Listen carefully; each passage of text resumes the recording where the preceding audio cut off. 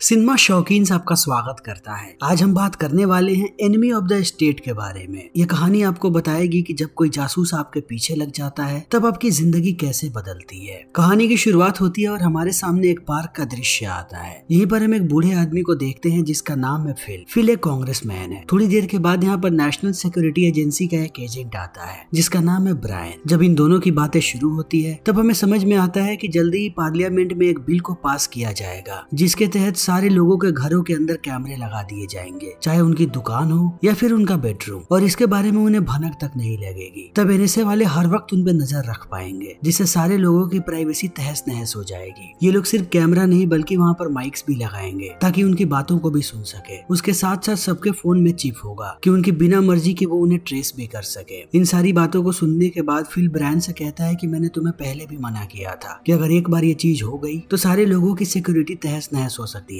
मैं ऐसा कभी भी नहीं होने दूंगा। इस काम में मैं तुम्हारी मदद नहीं करने वाला। मगर ब्रायन समझाने लगता है फिल को कि वो इस बिल को पास कर दे। अगर उसने ऐसा किया तो ब्रायन हमेशा के लिए एनएसए को बदल करके रख देगा। मगर फिल नहीं मानता। वो कहता है कि तुम शायद इसके बारे में सोच भी नहीं सकते कि कितने लोगों की जिंदगी इससे तबाह हो सकती है। इतना कहने के बाद वो यहाँ से जाने लगता है। तभी हम डेविड नाम के आदमी को देखते हैं जो ब्रायन के लिए काम करता है। जैसे ही फिल अपनी गाड़ी के पास जाता है डेविड आकर के मार देता है उसे। लेकिन ये लोग नहीं चाहते कि कभी भी ये मर्डर लगे। इन्हें पता है कि फिल को हार्ट की बीमारी है। वो हमेशा ही दवाइयाँ खाता है। सबसे पहले ये लोग उसकी लाश को उसकी गाड़ी में डालते हैं, फिर उसकी दवाइयों को जमीन पे गिरा देते हैं, फिर गाड़ी को रिवर्स गियर में डाल करके नदी में फेंक देते हैं कि अगर पुलिस वाले यहाँ पर आए तब सारी चीजों को देखने के बाद उन्हें लगे कि उसे दिल का दौरा पड़ा था। उसने दवाई खाने की कोशिश की मगर वो अपनी दवाइयों को नहीं ले पाया और इसी बीच उसकी मौत हो गई। दूसरी तरफ हम एक लेबर लॉयर को देखते हैं जिसका नाम है रॉबर्ट डीन। रॉबर्ट बड़ी ही मेहनत से काम करता है। अगर शहर में किसी भी लेबर को कोई दिक्कत हो या परेशानी हो तो सबसे पहले वो लोग रॉबर्ट के पास ही आते हैं। और आज भी उसके पास एक आदमी आया हुआ है जो बताता है कि एक आदमी ने उसे बड़ी ही बेरहमी से पीटा है जब वो काम कर रहा था। उसे पीटने वाले आदमी का नाम है पिंटेरो। वो पूरा का पूरा वाकया बता देता है यहाँ पर रॉबर्ट को। रॉबर्ट उसे आश्वासन देता है कि वो जरूर उसके लिए कुछ करेगा। रॉबर्ट एक बहुत ही समझदार लॉयर है। उसे पता है कि किस आदमी को कैसे परेशान करना है। वो लग जाता है इस काम में। कुछ समय के बाद वो जाकर के मिलता है रेचल नाम की लड़की से और उस लड़की से पिंटेरो की जानकारी मांगता है। वो लड़की एक पूरा का पूरा वीडियो टेप लेकर के आई हुई है जिसमें पिंटेरो द्वारा किए गए सारे गंदे कामों की लिस्ट है। वो टेप दे देती है रॉबर्ट को। तब रॉबर्ट उसे पैसे देता है और वो रेचल से पूछता है कि आखिर तुम्हारे पास ये सारी जानकारियां कहाँ से लाती हैं, क्योंकि रॉबर्ट ने पहले भी रेचल से जानकारियां ली हैं। रेचल कहती है कि मेरे पास एक आदमी है जिसका नाम है ब्रिल। रॉबर्ट कहता है कि क्या मैं उससे मिल सकता हूँ। रेचल कहती है कि वो किसी से नहीं मिलता। तुम पैसे दो और तुम्हें जो जानकारी चाहिए वो मैं तुम्हें ला करके दे दूंगी। जब ये दोनों बातें कर रहे होते हैं तब हमें पता लगता है कि ये दोनों कभी रिलेशन में भी थे मगर अब इन दोनों के बीच कुछ भी नहीं है। रॉबर्ट रेचल का इस्तेमाल करता है जानकारियां निकलवाने के लिए और रेचल उस पर अपना कमीशन लेती है। रेचल के निकलने के बाद अब रॉबर्ट सीधा पहुंच जाता है पिंटोरो के पास और उसे बताता है कि अब उसके पास पिंटोरो के खिलाफ सबूत है। पिंटोरो कहता है कि आखिर तुम्हें क्या चाहिए। तब रॉबर्ट बताता है कि तुमने एक मजदूर को पीटा है, पिटाई के बदले तुम उसे कॉम्पनसेशन दो वरना ये वीडियो टेप चली जाएगी पुलिस वालों के पास। इस चीज को देखने के बाद पिंटोरो भड़क जाता है और कहता है कि क्या तुम्हें इस बात का अंदाजा है कि तुम मुझे ब्लैकमेल कर रहे हो। अगर तुम इतने होशियार हो तो तुम्हें मेरे बारे में पता लगाना चाहिए था कि पहले मैं क्या करता था। मैं यहाँ का सबसे बड़ा डॉन था। मैंने सिर्फ काम छोड़ा है। मेरे पास अभी भी लोगों की कमी नहीं है। अब मैं तुम्हें एक ऑफर देता हूँ। तुम्हारे पास 7 दिनों का वक्त है। 7 दिनों के अंदर मुझे ये बात पता लगा करके बताओ कि मेरी ये सारी जानकारियां किसने निकाली है। अगर 7 दिन के अंदर तुम उस आदमी का पता लेकर के मेरे पास नहीं आए तब मैं तुम्हारे पीछे आऊंगा और तुम्हारा खात्मा कर दूंगा। इस बात को सुनने के बाद अब रॉबर्ट की हालत खराब हो जाती है। उसे समझ में नहीं आ रहा कि वो क्या करे। वो चला आता है बाहर आने के बाद जब वो निकल रहा होता है तभी उसकी नजर पड़ती है सामने वाले बिल्डिंग पे। वहाँ पर वो कुछ लोगों को देखता है। उनकी हरकतों को देख करके वो समझ जाता है कि ये FBI वाले हैं और इन लोगों ने नजर रखा हुआ है पिंटोरो पे, यानी जल्दी ही पिंटोरो का काम खत्म होने वाला है। थोड़ी देर के बाद फिल की लाश को बाहर निकालते हैं पुलिस वाले। यहाँ पर मीडिया वाले भी आ चुके हैं। किसी को समझ में नहीं आ रहा कि यहाँ पर क्या हुआ है। तभी हम डैनियल नाम के एक वाइल्ड लाइफ फोटोग्राफर को देखते हैं। वो भी आता है इसी नदी के पास। उसने यहाँ पर एक कैमरा लगा करके रखा था। वो कैमरे के अंदर से टेप निकालता है और दूसरी टेप डाल करके चला जाता है। डैनियल को ये बात पता पता भी नहीं है कि इस टेप में कैसी रिकॉर्डिंग है। इस टेप में वो रिकॉर्डिंग है जब फिल को मारा गया था। जब वो जा रहा होता है तभी हम एक FBI एजेंट को देखते हैं जिसने उसे टेप निकालते हुए देख लिया है। ये एजेंट काम करता है ब्रायन के लिए। वो तुरंत उसे कॉल करके बता देता है इस आदमी के बारे में। इस आदमी ने एक कैमरा लगा करके रखा था और शायद इसमें पूरी की पूरी रिकॉर्डिंग है। इस बात को सुनने के बाद ब्रायन अलर्ट हो जाता है और अपनी पूरी टीम को कहता है कि वो लोग उस आदमी के बारे में पता लगाएं। जल्दी ही डैनियल का पूरा कॉन्टैक्ट इनके पास आ जाता है। ब्रायन कहता है कि जितनी जल्दी हो सके इस आदमी को पकड़ो, मुझे वो टेप वापस चाहिए। ये लोग उस पर नजर रखना शुरू कर देते हैं। दूसरी तरफ डैनियल जब इस टेप को देखता है तब उसे पूरी की पूरी फुटेज नजर आ जाती है। वो डरा हुआ है। वो सबसे पहले कॉल करता है अपने दोस्त जर्नलिस्ट को और उसे पूरी बात बताता है। उसके दोस्त को भी समझ में नहीं आ रहा कि वो क्या करे और डैनियल को ये बात पता नहीं है कि NSA वाले उसके फोन को टैप कर रहे हैं। इस बात को सुनने के बाद वो लोग उसके दरवाजे तक आ गए हैं और डैनियल को भी इस बात का अंदाजा है। वो जैसे ही खिड़की से बाहर देखता है इन सारे लोगों को देखने के बाद डर जाता है और टेप लेकर के भागना शुरू कर देता है यहाँ से। मगर NSA वाले अभी भी उसे ट्रैक कर रहे हैं। वो उसे वीडियो में देख भी सकते हैं। डैनियल ऐसे ही भागते रहता है। कुछ देर भागने के बाद वो जाता है एक स्टोर के अंदर। तभी उसकी मुलाकात हो जाती है रॉबर्ट से। ये दोनों एक दूसरे को जानते हैं पहले से, मगर डैनियल जानता है कि उसके पास इतना वक्त नहीं है कि वो रॉबर्ट को सारी बात बता सके। वो थोड़ी देर उससे बात करता है और चुपके से उसके बैग के अंदर टेप को डाल करके भागने लगता है। रॉबर्ट को समझ में नहीं आता कि ये क्या हो रहा है। जैसे ही डैनियल बाहर आता है वो देखता है कि सारे लोग अभी भी उसके पीछे हैं। अब वो साइकिल से भाग रहा है। वो भागते जाता है और ये लोग उसका पीछा करते रहते हैं। थोड़ी देर के बाद डैनियल के सामने एक ट्रक आती है और कुचल के चली जाती है। अब डैनियल की मौत हो गई है। उसके मौत के बाद यहाँ पर पूरी भीड़ लग जाती है। रॉबर्ट भी आकर के देखता है कि डैनियल मर गया। जब वो घर आता है तब हम उसकी पत्नी कार्ला को देखते हैं। कार्ला उससे पूछती है कि आज दिन कैसा रहा। तब रॉबर्ट बताता है कि उसका एक दोस्त मिला था जिसकी एक्सीडेंट में मौत हो गई। दूसरी तरफ ब्रायन को ये लोग आकर के बताते हैं कि डैनियल की मौत हो गई है। ब्रायन कहता है कि जब तुम लोग उसे पकड़ रहे थे तब वो किसी से मिला था। ये लोग कहते हैं कि हमें पता नहीं। ब्रायन कहता है कि मुझे पूरी की पूरी फुटेजेस देखनी है। ये लोग हर जगह की वीडियो क्लिप को चलाना शुरू कर देते हैं। तब ये लोग देखते हैं कि रास्ते में डैनियल रॉबर्ट से मिला था और उसने रॉबर्ट के बैग में कुछ डाला भी था। ब्रायन कहता है कि मुझे रॉबर्ट की पूरी जानकारी चाहिए और वो डेविड को भेज देता है रॉबर्ट के घर पे। डेविड पहुंचता है और रॉबर्ट से जाकर के कहता है कि हमारी एक चीज चुरा करके डैनियल भाग रहा था और वो रास्ते में आकर के तुमसे मिला था और तुम्हारे बैग में उसने कुछ डाला था, हमें वो चीज चाहिए। इन बातों को सुनने के बाद रॉबर्ट कहता है कि मेरे बैग में ऐसा कुछ भी नहीं है, तुम लोग बेकार ही मेरे घर पे आए हो। डेविड कहता है कि क्या मैं तुम्हारे बैग को देख सकता हूँ। रॉबर्ट कहता है कि मैं एक वकील हूँ और ऐसे ही तुम लोग मेरे घर के अंदर नहीं घुस सकते और तुम लोग तलाशी लेने की बात कर रहे हो। अगर सच में तलाशी लेनी है तो जाके वारंट लेकर के आओ। इस बात को सुनने के बाद ये दोनों यहाँ से निकल जाते हैं। तब रॉबर्ट बैग की तलाशी लेता है मगर उसे भी अंदर कुछ नहीं मिलता। दूसरी तरफ ब्रायन की पूरी टीम लगी हुई है कुंडली निकालने में रॉबर्ट की। रॉबर्ट के बारे में उन्हें सारी चीजें पता लग जाती है कि वो रेचल नाम की लड़की से जानकारी लेता है और अपने क्लाइंट्स को वो कहीं ना कहीं ब्लैकमेल भी करता है। अब ब्रायन डरा हुआ है कि आदमी बहुत ही खतरनाक है, कहीं ये उन्हें भी ब्लैकमेल करना शुरू ना कर दे। ब्रायन कहता है कि इस आदमी पर हर वक्त नजर रखो और इसे बर्बाद करके रख दो। ये कहीं का नहीं रहना चाहिए ताकि हमारे लिए खतरनाक साबित ना हो। रात में रॉबर्ट अपने परिवार के साथ बाहर जाता है डिनर पे। तभी NSA वाले घुस जाते हैं घर के अंदर। वो चारों तरफ कैमरे लगाते हैं और माइक भी। उसके साथ साथ उसके सारे कपड़ों में ट्रांसमीटर लगा देते हैं कि हर वक्त वो लोग उसे ट्रैक कर सके और रॉबर्ट के आने से पहले निकल भी जाते हैं। जब रॉबर्ट अपने घर आता है तब ये लोग घुस जाते हैं उसके ऑफिस के अंदर। उसके पास जितनी भी चीजें थी उन सारी चीजों को ये लोग रिप्लेस कर देते हैं, चाहे उसकी घड़ी हो या उसका फोन हो। उन लोगों ने इसके पास ऐसी चीजों को रखा है जिससे ये लोग उसे कंट्रोल कर सके। अब NSA वाले अपनी अगली चाल चलते हैं। अगले दिन के अखबार में वो लोग रेचल के अफेयर की खबर छपवा देते हैं कि रेचल और रॉबर्ट का नाजायज संबंध है। इस चीज को देखने के बाद हर तरफ अफरा तफरी मच जाती है। सबसे पहले रेचल को नौकरी से निकालते हैं उसकी कंपनी वाले। रॉबर्ट जैसे ही अपनी कंपनी में जाता है उसे पता लगता है कि उसे भी नौकरी से निकाल दिया गया है और अब कार्ला को भी ये बात पता लग जाती है। तब कार्ला रॉबर्ट को कहती है कि अब तुम इस घर में एक मिनट भी नहीं रह सकते, निकल जाओ इस घर से। तब रॉबर्ट निकल जाता है। अब उसके पास रहने के लिए घर तक नहीं है। वो जाता है एक होटल में चेक इन करने के लिए, मगर जैसे ही अपने कार्ड को स्वाइप करता है उसे पता लगता है कि उसके कार्ड को भी ब्लॉक कर दिया गया है। वो इसी उलझन में लगा होता है। तभी हम एक आदमी को देखते हैं जिसने रॉबर्ट के बैग को भी चुरा लिया। अब रॉबर्ट को समझ में नहीं आ रहा कि अचानक उसके साथ ये क्या हो रहा है। वो पूरे तरीके से बर्बाद हो चुका है और ऐसा उसके साथ कौन कर सकता है। इन बातों को सोचने के बाद उसे सिर्फ पिंटेरो का ख्याल आता है, क्योंकि पिंटेरो ने उसे कहा था कि एक वीक में वो उसे बर्बाद कर देगा। अब इस गुत्थी को सुलझाने के लिए वो सीधा जाकर के मिलता है रेचल से और उसे पूरी बात बताता है कि उसके साथ क्या हो रहा है और उसे सिर्फ एक ही बंदा बचा सकता है, वो है ब्रिल। रेचल भी समझ नहीं पा रही कि ये क्या हो रहा है। रॉबर्ट ने उसे सब कुछ बता दिया कि पिछले कुछ घंटों में उसके साथ क्या हुआ है। NSA वाले उसकी सारी बातों को सुन रहे हैं। अंत में रेचल को भी कोई रास्ता नजर नहीं आता।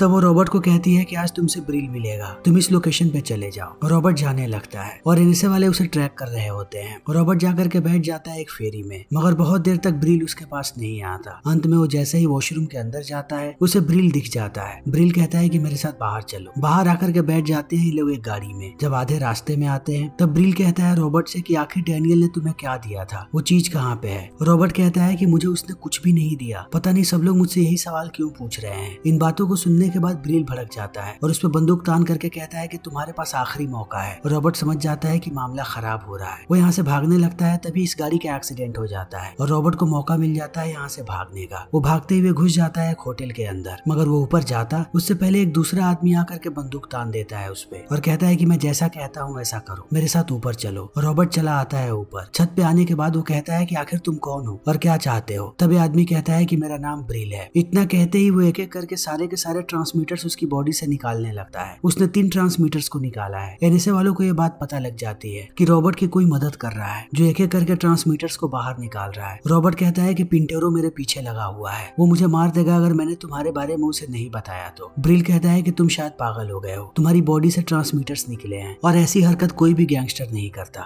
ऐसी हरकत सिर्फ एनएसए वाले कर सकते हैं, यानी कि वही तुम्हारे पीछे लगे हैं। अब तुम्हें इस बात का पता लगाना पड़ेगा कि आखिर वो तुम्हारे पीछे क्यों है। वो बहुत ही ज्यादा खतरनाक है। अगर मैं तुम्हारे पास रहा तो मुझे भी मार देंगे। वो तुम्हारे आसपास आने वाले किसी को नहीं छोड़ेंगे। तुमने जो कपड़े पहन रखे हैं उन सारे कपड़ों को फेंको और भाग सकते हो तो भागो। इतना कहने के बाद ब्रिल यहाँ से भाग जाता है। तभी रॉबर्ट देखता है कि यहाँ पर एक हेलीकॉप्टर आ रहा है। वो समझ जाता है कि सच में एनएसए वाले उसके पीछे लगे हैं। वो भाग करके नीचे आता है और एक कमरे में घुसने के बाद सबसे पहले अपने कपड़ों को बाहर फेंकता है। तब एनएसए वाले उसे ट्रैक नहीं कर पाते, मगर उन्हें पता है कि रॉबर्ट इसी होटल के अंदर है। वो इधर ही मंडरा रहे हैं। रॉबर्ट जानता है कि अगर वो सीधा बाहर निकला तब वो लोग उसे पकड़ सकते हैं। तब वो अपना दिमाग लगा करके यहाँ पर आग लगा देता है और नाटक करने लगता है कि जैसे वो घायल है। जैसे ही फायर ब्रिगेड वाले आते हैं सबसे पहले एम्बुलेंस को बुलाया जाता है जो रॉबर्ट को लेकर के बाहर जा रहे हैं, मगर एनएसए वालों ने उसे देख लिया कि वो कौन सा एम्बुलेंस से जा रहा है। आधे रास्ते में जाने के बाद रॉबर्ट बंदूक निकालता है और अंदर के लोगों पर तान करके भाग जाता है यहाँ से। एनएसए वाले उसे नहीं पकड़ पाते। रॉबर्ट को कैसे भी इस गुत्थी को सुलझाना है। इस गुत्थी को सुलझाने के लिए वो सबसे पहले जाता है अपने घर पे और मिलता है अपनी पत्नी कार्ला से। वो उस पर भड़क जाती है। तब वो सारी की सारी बातें उसे समझाता है कि वो कितनी बड़ी उलझन में फंसा हुआ है। तभी उसकी नजर पड़ती है कार्ला के कपड़ों पे। वो उसे कहता है कि ये मैं तुम्हारे लिए गिफ्ट लाया था क्रिसमस पे देने के लिए, तुमने इसे अभी कैसे पहन लिया। वो कहती है कि मैंने तुम्हारे बैग को चेक किया तो मुझे मिल गया। इस बात को सुनने के बाद रॉबर्ट को याद आता है कि उसके बैग को यानी उसके बेटे ने भी चेक किया है और अगर कार्ला को कपड़ों के अलावा कुछ नहीं मिला तो उसके बेटे के पास वो चीज हो सकती है। अगली सुबह जब उसका बेटा स्कूल जा रहा होता है वो चला आता है उसके पीछे और उससे पूछता है। तब उसका बेटा कहता है कि मुझे उस बैग में एक वीडियो टेप मिला था जिसके ऊपर गेम का कवर लगा था, मुझे लगा कि आप मेरे लिए गेम लाए हैं। रॉबर्ट कहता है कि मुझे अभी के अभी वो टेप चाहिए। उसे वो टेप मिल जाती है। वो जानता है कि सारे फसाद की जड़ ये टेप ही है। सबसे पहले वो टेप को लेकर के पहुंचता है रेचल के घर पे। अंदर जाते ही वो देखता है कि रेचल की लाश पड़ी हुई है और हर तरफ यहाँ पर रॉबर्ट की चीजें हैं कि अगर कोई भी यहाँ पर आए तो उन्हें लगे कि रॉबर्ट ने ही रेचल को मारा है। रेचल के मरने के बाद अब रॉबर्ट बहुत ही दुखी है और उसे अपने आप को बचाना भी है। अब उसे सिर्फ एक ही बंदा याद आ रहा है और वो है ब्रिल। वो सीधा जाकर के उससे मिलता है और उसे पूरी बात बताता है कि रेचल को उन लोगों ने मार दिया। ब्रिल कहता है कि एनएसए वाले बहुत खतरनाक है, तुम्हें पता लगा कि आखिर वो लोग तुम्हारे पीछे क्यों हैं। रॉबर्ट कहता है कि हाँ, मेरे पास एक टेप है मगर मैंने अभी तक इस टेप को देखा नहीं है, मैं चाहता हूँ कि हम दोनों इसे साथ देखें। ब्रिल कहता है कि मेरे घर चलो और इस बात का ख्याल रखना कि वो लोग अभी भी नहीं रुकेंगे। तुम्हारे बारे में हर तरफ वो खबर फैलाते रहेंगे ताकि तुम्हारी परेशानियां ऐसे ही बढ़ती रहें। इन बातों को सुनने के बाद रॉबर्ट परेशान हो जाता है। जब ये लोग गैस स्टेशन पे रुकते हैं तो वो सीधा कॉल करता है कार्ला के दोस्त को और बताता है कि कार्ला को कॉल करके बता देना कि अगर मेरे बारे में कोई भी न्यूज आए तो वो उस पर भरोसा ना करे। तभी हम एनएसए वालों को देखते हैं। उन लोगों ने रॉबर्ट की वॉइस को लूप पे रखा था कि अगर कहीं भी उसकी आवाज सुनाई पड़े तो वो लोग उसे ट्रैक कर सके। उस आवाज को सुनने के बाद वो लोग उसे ट्रैक कर लेते हैं कि अभी वो कौन से गैस स्टेशन पे है और अपने आदमियों को भेज देते हैं। मगर ये लोग यहाँ पहुँचते उससे पहले ब्रिल लेकर के निकल जाता है रॉबर्ट को। जैसे ही ब्रायन को ये बात पता लगती है वो कहता है कि मुझे यहाँ की सीसीटीवी फुटेजेस को देखना है। वो कैमरे को देखना शुरू कर देता है। तभी उसे ब्रिल नजर आता है। ब्रिल को देखने के बाद ब्रायन परेशान है। ब्रायन सबको कहता है कि ब्रिल अभी कौन सी गाड़ी चला रहा है, उस गाड़ी के नंबर से उसे ट्रैक करना शुरू करो। तुरंत ये लोग उसकी गाड़ी को भी ट्रैक कर लेते हैं और इससे उन्हें लोकेशन मिल जाती है ब्रिल की। तब तक ये दोनों पहुंच चुके होते हैं घर पे। घर जाते ही ये लोग सबसे पहले वीडियो टेप को चलाना शुरू करते हैं। फिल की मौत देखने के बाद इन्हें समझ में आ जाता है कि ये माजरा कितना बड़ा है और आखिर एनएसए वाले उसके पीछे क्यों लगे हैं।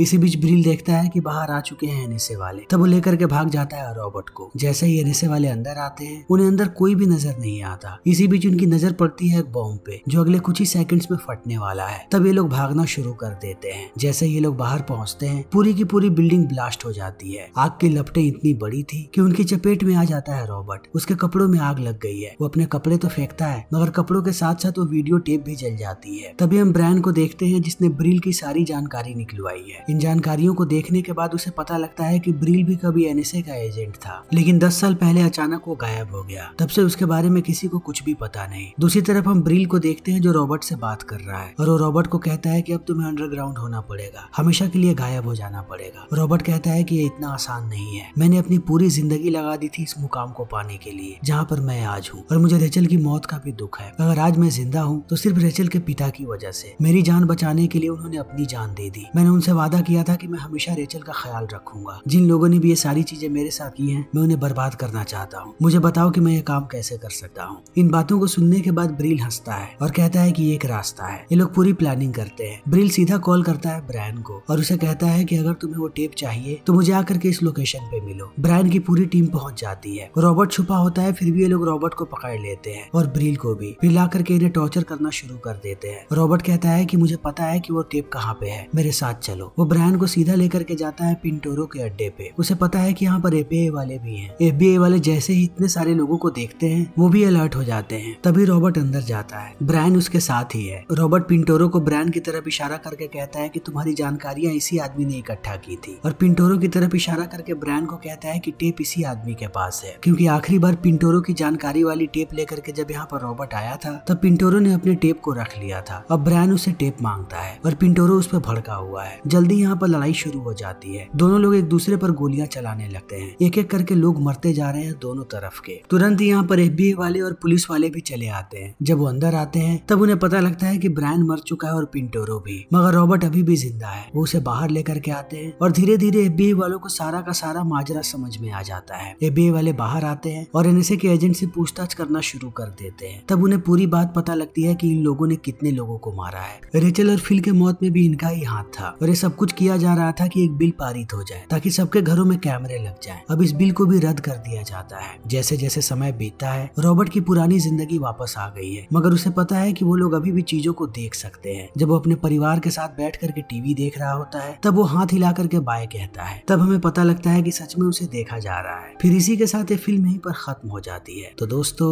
हमारी आज की ये वीडियो यहीं पर खत्म होती है। अगर आपको हमारी ये वीडियो पसंद आई हो तो इसे लाइक करें, शेयर करें और चैनल को सब्सक्राइब करें। Thank you.